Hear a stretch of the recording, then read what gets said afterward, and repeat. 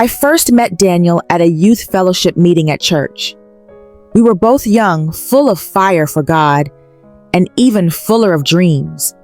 Every Saturday evening, we would gather in a small hall with old plastic chairs and bright posters on the wall that said things like, "Jesus loves you," and "Be the light." Daniel wasn't the loudest during Bible study. He wasn't the one cracking jokes or shouting answers. But when he spoke, everyone listened. There was a strength in his quietness, a weight in his words that caught my attention. I found myself looking for him each time we met. One night, after we stacked the chairs and swept the hall, we ended up walking to the bus stop together. We talked about life, about God, about how we both wanted a simple life full of faith and family. I remember thinking that night, maybe this is the man God has chosen for me. And at the time, it felt like I was right. Daniel and I grew closer quickly. We were both serious about our faith, serious about wanting a God-centered life. When he asked me to be his wife, it wasn't some big dramatic thing. He simply said, "I believe God has joined our paths." And I, with tears in my eyes, said yes. Our wedding was simple. No grand decorations, no expensive hall, just family, friends, and prayers filling the air. We moved into a tiny apartment, just 2 rooms and a leaking kitchen sink, but it was ours. We laughed over burnt dinners. We prayed together at night. We talked about dreams, starting a family, buying a small house someday, maybe running a small business together. It wasn't perfect, but it was full of love. At that time, if you had asked me, I would have said I had everything I ever wanted. After a year or so, Daniel became more serious about church activities. He started attending prayer meetings late into the night. He spent weekends at Bible conferences. At first, I admired it. I thought, what a strong man of God I married. I supported him in every way I could. I packed him food for meetings. I prayed for him when he traveled. Sometimes I missed the days when it was just us, the long walks, the silly arguments, the slow Saturdays. But I told myself this was part of growth. When Daniel said one evening, "I feel God calling me to full-time ministry," I smiled and nodded. I didn't know it yet, but that moment was when everything began to change. The day Daniel told me he had accepted the call to ministry, he looked happier than I had ever seen him. There was a fire in his eyes that hadn't been there before. He said, "Sarah, God spoke clearly. He wants me to serve him fully. And you will stand beside me." I smiled. I said, "Of course." In my heart, I thought, what difference would it make? We were already faithful Christians. We already loved God. I didn't realize that being a pastor's wife was a whole different life. I didn't know that my life would no longer be just mine to live. The church assigned Daniel a small parish in a nearby town. It wasn't a grand church, just a white building with peeling paint and a rusty bell. But it was full of people who were hungry for God. We moved there with hope in our hearts. On our first Sunday, Daniel preached while I sat proudly in the front row with our children. But soon after, I began to notice the expectations. Suddenly, I was no longer just Sarah. I was pastor's wife. They watched how I dressed, how I spoke, how I smiled. I was told kindly, but firmly, that I needed to wear longer skirts, cover my hair fully, and avoid certain kinds of makeup. At first, I tried to laugh it off, but inside, a small part of me whispered, "Who am I becoming?" At first, I tried my best to fit in. I wore the long skirts even though it felt strange to me. I smiled at everyone, even when their words stung. They called me Mama Pastor, even though I was barely older than some of them. They expected me to know everything: how to counsel women, how to lead prayer meetings, how to host visitors without notice. I told myself, it's a small price to pay to serve God. But sometimes, late at night after the children had gone to bed, I would sit by the window and wonder, is this really what I was made for? I didn't have an answer. Then came the friendships, or rather, the friendships I had to give up. I had old friends, girls I had grown up with, laughed with, cried with. Some of them weren't as churchy as the people around me now expected. One day, an elder's wife gently said to me, "Mama, Pastor, it is not good for the church if you are seen with certain kinds of people." Certain kinds of people. She meant my friends, my sisters by heart. I nodded politely. I smiled, but inside, something inside me cracked. One by one, the calls became fewer. The texts dried up. I could hardly blame them. How could they understand the new walls that had been built around my life? I couldn't talk freely anymore. I couldn't go to the places we used to go. It wasn't forbidden exactly, just frowned upon. And in the life of a pastor's wife, a frown could feel louder than 1,000 words. I missed them terribly. Sometimes I would scroll through old pictures and wonder if they missed me too, or if the version of Sarah they had known was already gone. It wasn't just me. Even our children began to feel the weight. They couldn't wear certain clothes. They couldn't say certain things. They had to be examples, little lights on a hill. They were just kids. They didn't understand why Daddy said they couldn't go to birthday parties anymore if the family wasn't strong in the faith. They didn't understand why Mommy cried quietly in the kitchen sometimes. They only knew that life was no longer fun. And worst of all, they thought it was their fault. Our home used to be full of laughter. Now, it was full of silence. Daniel was always busy, visiting members, praying for hours, attending endless meetings. When he was home, he was tired. Too tired to listen. Too tired to play with the kids. Too tired to see me. I would make his favorite meals. I would dress nicely. I would try to start conversations. But his mind was always somewhere else, somewhere far away, somewhere holy, somewhere I couldn't reach. And I, the woman he had once chosen to build a life with, sat at the dinner table, feeling like a guest in my own home. It didn't take long before the whispers started. Not loud enough to hear clearly, but loud enough to feel. About the way my children behaved. About how my son wasn't serious enough in Bible class.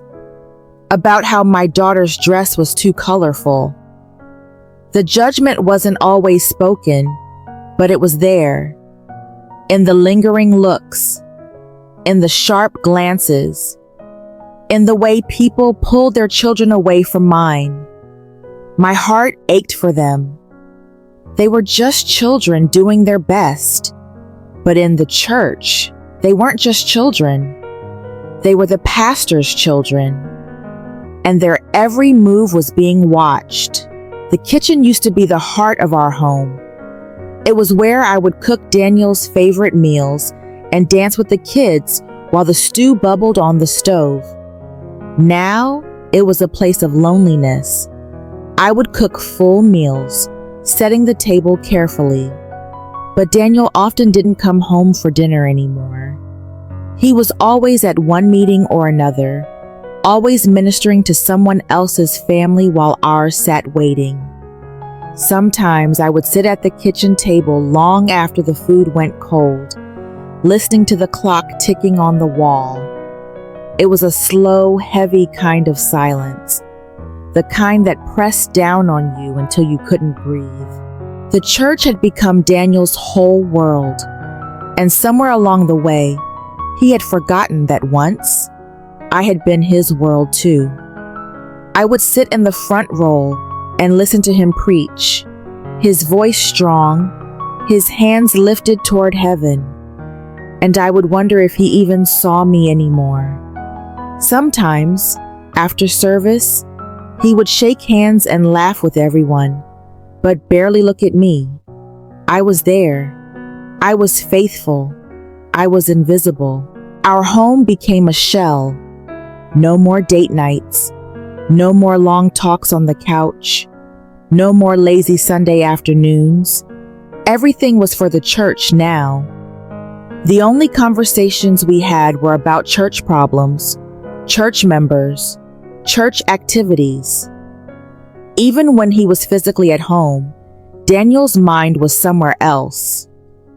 I would lie awake at night, listening to him breathe beside me, and wonder, where did we go wrong? Was I not supportive enough? Was I selfish to want more? But deep down, I knew. It wasn't me that changed. It was the life we had built, crumbling bit by bit. Family outings disappeared. Vacations were canceled for revival programs. Birthdays became just another service day. Even the children stopped asking, "When are we going somewhere fun?" They already knew the answer. I tried to organize small things, picnics, game nights, but Daniel would always be called away. There was always someone in the church who needed him more. And slowly I realized we were no longer his first ministry. We were no longer his home. We were simply his audience. The arguments started small, little things, a forgotten birthday, a missed parent-teacher meeting, a dinner gone cold. At first I said nothing. I told myself, he's tired. He's doing God's work. But over time, the little things piled up like stones on my chest.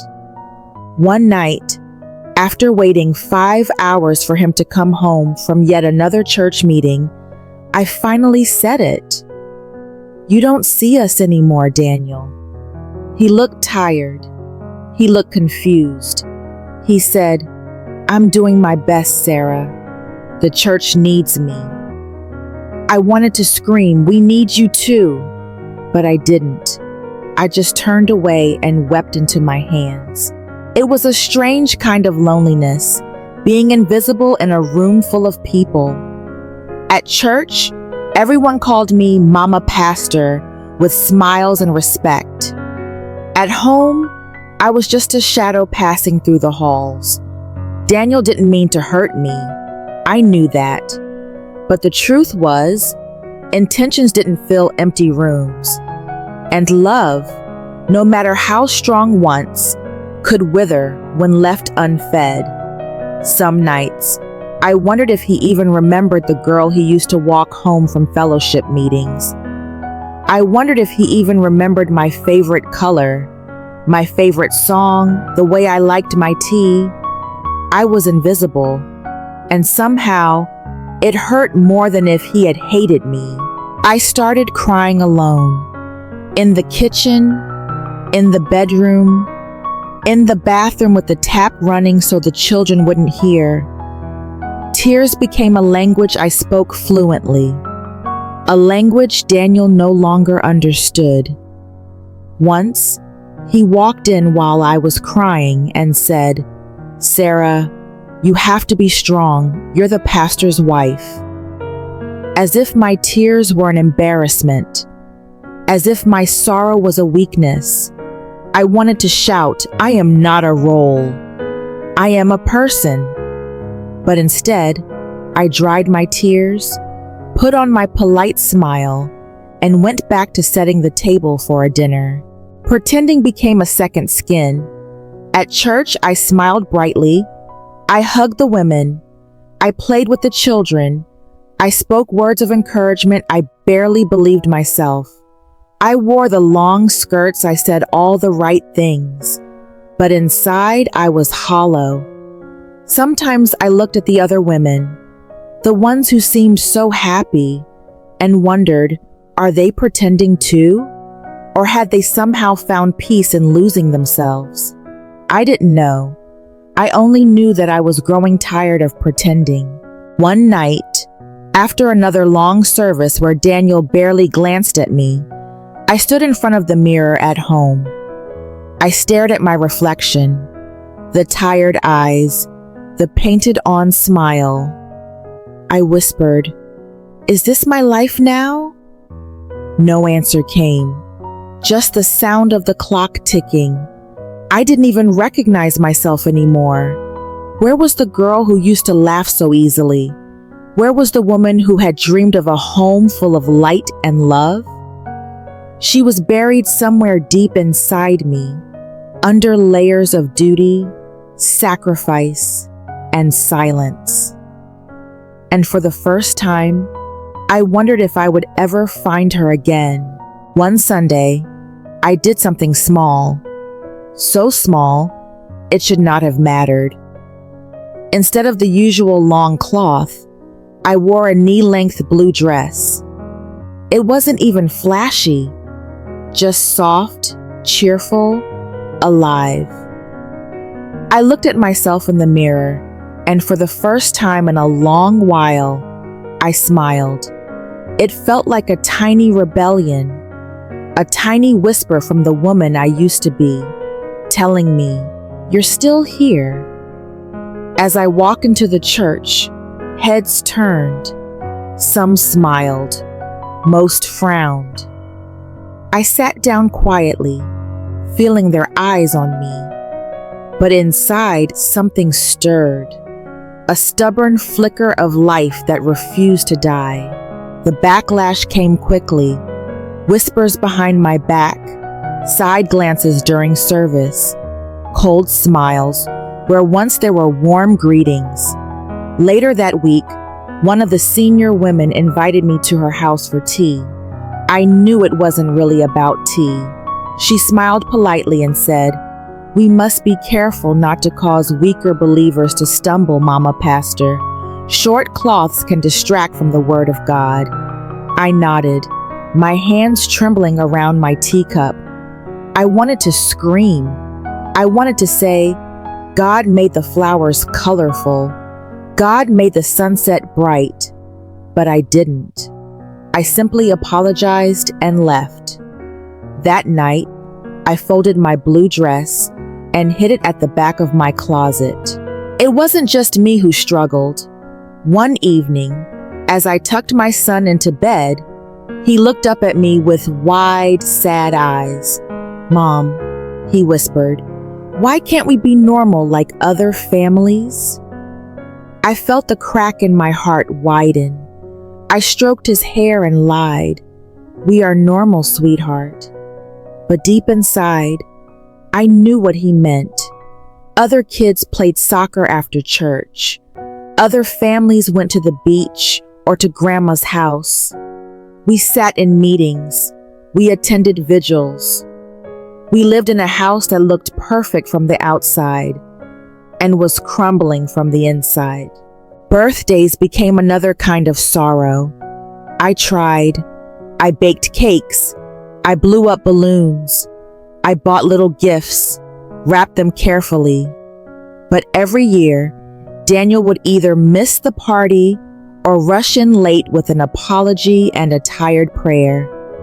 The children learned not to expect too much. I learned to swallow the disappointment.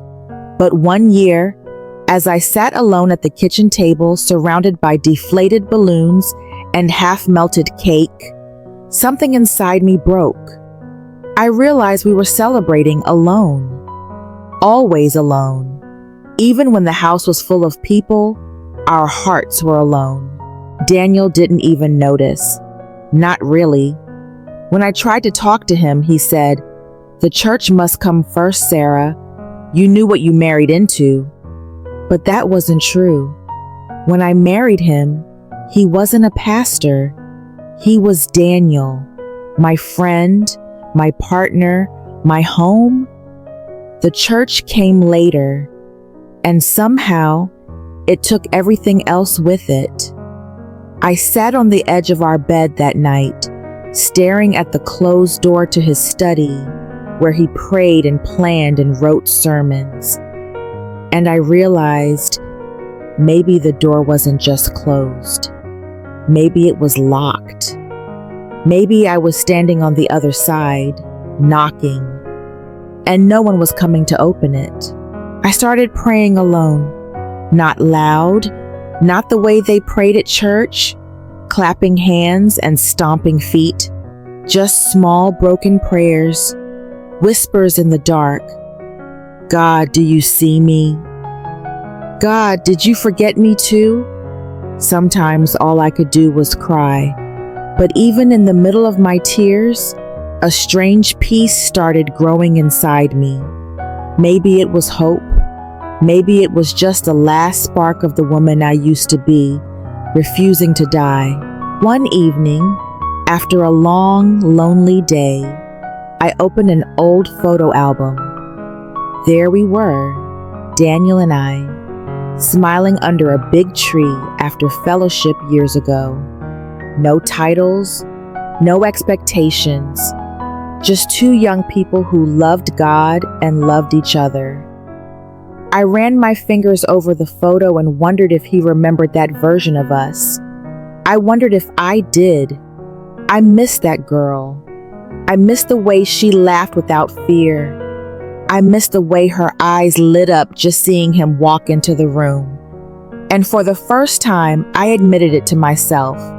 I was grieving a marriage that still wore a wedding ring.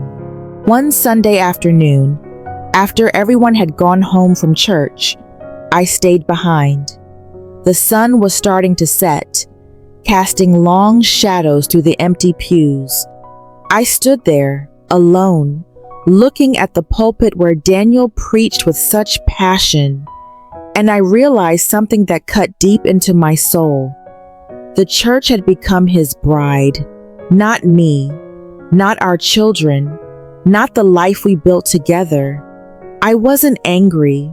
I wasn't even surprised anymore. I was just empty. I thought about leaving, packing a small suitcase, starting over somewhere nobody knew me, somewhere I could breathe again. I even pulled out a bag one day and started folding clothes into it. But when my daughter walked into the room, her little face full of worry, I stopped. I looked at my children, my beautiful, brave children, and I knew I couldn't leave. Not yet. Maybe not ever. They needed one parent who was there, really there.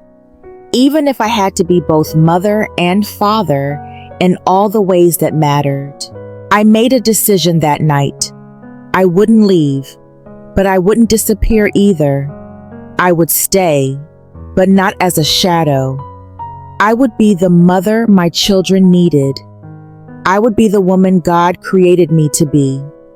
Not for the church, not even for Daniel, for me, for the girl who still whispered in my heart, begging not to be forgotten. It wasn't rebellion.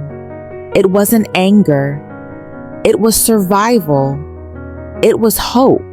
I started small.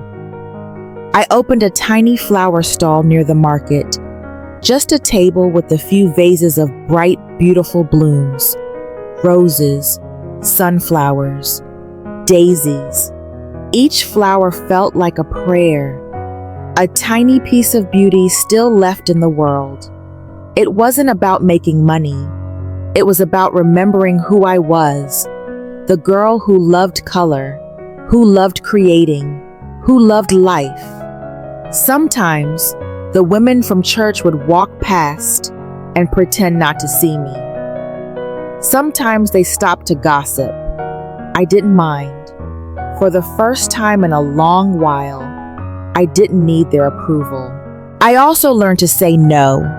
No to last-minute church demands. No to endless meetings. No to sacrificing my children's happiness just to look holy. It wasn't easy. Some people called me proud. Some said I was backsliding. But I knew better.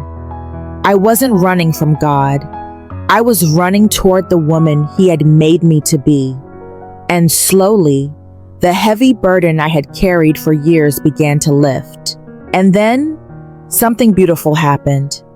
I found real friends again, not just church friends who judged how long my skirt was or how loud my prayers were, but real women who laughed loudly, cried openly, and loved deeply. We met for coffee, we shared our stories, we held each other's hands through the messy, beautiful, ordinary days. It wasn't many friends, just a few, but they were enough, more than enough. Daniel didn't change. Not really. The church still came first. The sermons, the meetings, the late nights, they never stopped. I stopped expecting them to. I accepted that he had chosen his path, and I chose mine. I still prayed for him. I still stood beside him when needed, but I no longer waited by the door like a forgotten coat, hoping to be picked up. I stood on my own feet, and somehow that was enough. I found my voice again. It was never loud. It didn't shout from pulpits or echo through microphones, but it was steady. It was strong. I wasn't just a pastor's wife anymore. I wasn't just a background figure. I was Sarah, daughter of God, mother of 2 beautiful children, a woman full of color, laughter, and life. The road ahead wasn't easy, but for the first time in years, it was mine to walk. And I wasn't afraid anymore. To every woman, quietly carrying pain in a place where they were meant to find healing, I want you to know this. God sees you. Even when it feels like no one notices your silent tears, your private sacrifices, your hidden battles, God notices. Being married to a servant of God does not mean you stop being a beloved child of God. Your dreams, your heart, your voice, they still matter. God did not call you to disappear. He called you to shine in the way He uniquely designed you to. You are not just a role. You are more than a title. You are more than a duty. You are a soul crafted by His hands, called to live in joy and truth. You are His beloved daughter, created with beauty, purpose, and dignity. Do not lose yourself chasing approval, trying to meet expectations that God never placed on you. Your worth is not measured by applause or by silent endurance of unseen pain. God's love for you is constant, even in your weakest moments. He is not glorified by your burnout. He is glorified when you walk in the joy and identity He gave you. Hold on, breathe, pray, heal. God has not forgotten you. He is weaving even this pain into a deeper, stronger version of you. One who can love with wisdom, not just duty. One who can serve from wholeness, not brokenness. Your story is still unfolding, and God is the faithful author who writes with redemption in every line. Dear church, remember, the pastor's wife is not just a reflection of your expectations. She is a living, breathing daughter of God. She is not a perfect angel. She is not a flawless role model. She is a human, tired sometimes, joyful sometimes, hurting sometimes, just like you.